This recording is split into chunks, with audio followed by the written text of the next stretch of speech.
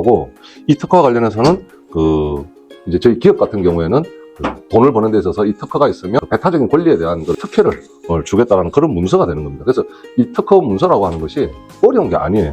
그래서 왜 오늘 이 수업을 하는가에 대해서 다시 한번 말씀드리면, 저희가 이거 괜찮은 아이디어인데 이거 독점을 받아내서 우리만 할 수 있는 어드밴티지를 받을 수는 없을까? 이제 그 부분과 관련해서 조금 더 문서를 세련되게 명확하게 선언함으로써 경쟁사들로부터 독점권을 조금 받아가는 그런 형태의 문서 작업에 대한 말씀을 드릴 거예요. 특허를 내는 거를 출원이라 그러고, 그러면 이거 특허 맞아라고 등록이 되면 이제 특허 등록이 됐다라고 얘기하거든요. 그래서 그 케이블 TV에서 방송하는 거는 특허 출원이 엄청 많잖아요. 근데 등록이냐 출원이 하늘과 땅 차이죠.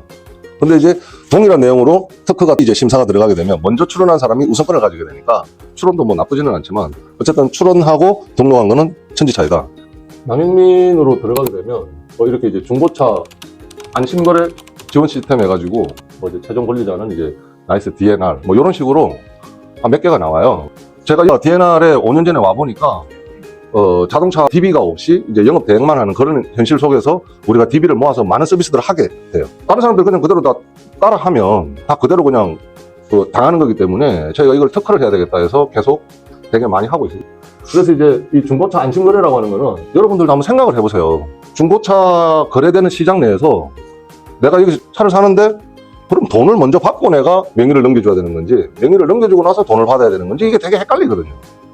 우리가 온라인에서 면세사업, 그런 농산물 같은 거 관련해서 도매업자들 있잖아요. 그 사람들은 온라인으로 결제 잘 안 돼요.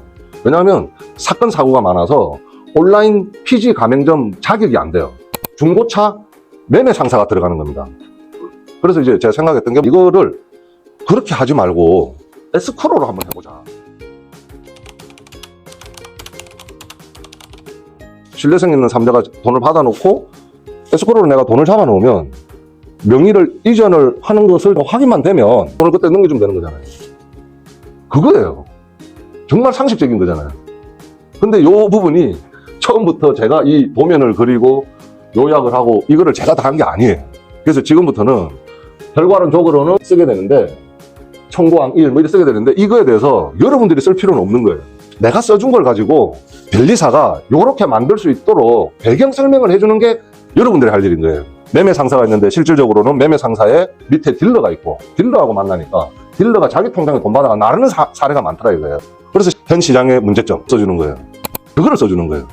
그래서 시장 내에 온라인 PG 가맹점의 매매 상사는 등록될 수 없다. 시장 내에 이런 사기 사건들이 있어서 소비자들이 불편이 많다. 특허문은 기성에 어떤 것들이 있었냐, 아까 제가 남영민 검색했던 것처럼 키프레스 들어가가지고 그냥 중고차 검색만 하면 돼요. 그럼 여기 다 중고차, 여기 중고차. 이거 우리가 못 찾겠어요? 그럼 요거 한번 읽어보는 거예요. 그래서 이런 부분들과 관련해서 사령기술문헌을 여러 개 읽다 보면 유사하게 본인도 요거를 흉내낼 수가 있어요. 예. 그러니까 이런 거에 겁먹을 필요가 없다. 예를 들면 이런 거예요. 그럼 우리가 구조도를 그리는 거예요. 구조도를. 예를 들어서 내 차를 사는 거예요.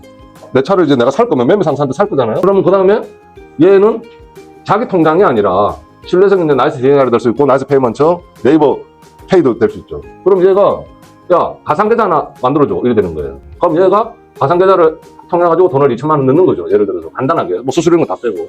그러면은 돈 들어왔어 라고 이제 얘한테 이제 확인을 해주는 거죠. 입금 확인을 통보를 얘한테 해주는 거죠. 그럼 얘가 이제 명의를 이전해버리는 거예요. 대상자별로 이렇게 그냥 그림을 그리는 거예요. 근데 이걸 컨셉으로 해서 법무법인의 KCL에 가서 얘기를 하는 거예요.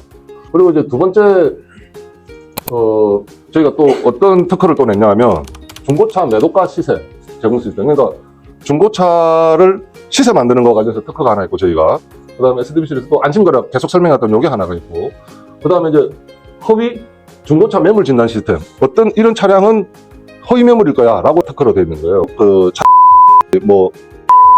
시중에 있는 공개된 정보를 크롤링을 해가지고 지금 한단 말이에요. 근데 특허하기 전에 크롤링해서 가져오는 게 합법이다라는 자문을 받은 거예요. 그래서 그 요지는 공개된 정보다. 그 다음에 이런 데에서 영업하는데 우리가 방해하지 않는다. 그 다음에 우리는 매매업을 하지 않는 동일한 사업을 우리가 그걸 가져와가지고 똑같이 하지 않기 때문에, 그거에 대해서는 우리는 이 소싱해오는 것이 불법이 아니다라는 자문을 받고, 그걸 전제하에서 크롤링을 해오면 한 곳으로부터만 크롤링하는 게 아니니까 여러 가지 다대다의 관계의 어떤 시세들을 나이스 카코드 체계에 다 맞춰서 그걸 이제 시세를 내는 그 부분이 특허가 난 거예요. 발명의 명칭에 대해서는 영어로도 한번 써야 돼요. 그래서 이 기술 분야는 이런 거고, 최근에 이 발명의 배경이 되는 거는 뭐 예를 들어 이런 특허가 있다.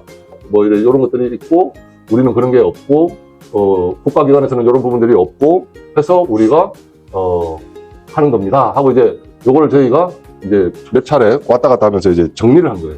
그럼 이제 이런 것도 그림을 이제 그려주는 거죠. 뭐 여러 가지 자기가 설명할 수 있는 내용을 만들 수 있으면 요 부분들이 신규성이 있느냐, 진보성이 있느냐, 요 몇 가지의 그 부분에 대해서만 확인을 해서 생각한 거를 정리할 수만 있으면 특허가 되는 거예요. 바꿔먹은 거예요. 그래서 다시 대응 자료를 또 만든 거예요.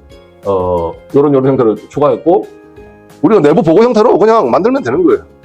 기성의 이런 특허하고 똑같잖아 라고 하는 것들을 들은 자, 요런 부분이 달라 라고 이제 다시 이제 이야기들을 이제 쭉 이렇게 써주는 거지. 써줘서 그 변리사로 하여금 특허청에 다시 전달을 하는 겁니다. 그래서 어렵게 생각하지 말고 일하다가 뭐 좀 아이디어 떠오른다 그러면 그냥 키프리스 가서 검색해보면 되고, 특허청 들어가서 좀 읽어보면 되고, 산업에 이용 가능하냐, 진보성이 있냐, 신규성이 있냐, 요 세 개만 딱 포인트 잡아가지고 정리할 수 있는가? 확신되면 정리하면 되죠. 그 사람들이 객관적으로 확인해 볼 수 있는 언론 기사가 제일 좋죠. 그래서 그런 거 말고 또는 홈페이지라든지 이런 거를 엮어가지고 정리를 해주면 특허가 되는 거예요. 그래서 겁먹지 마시라.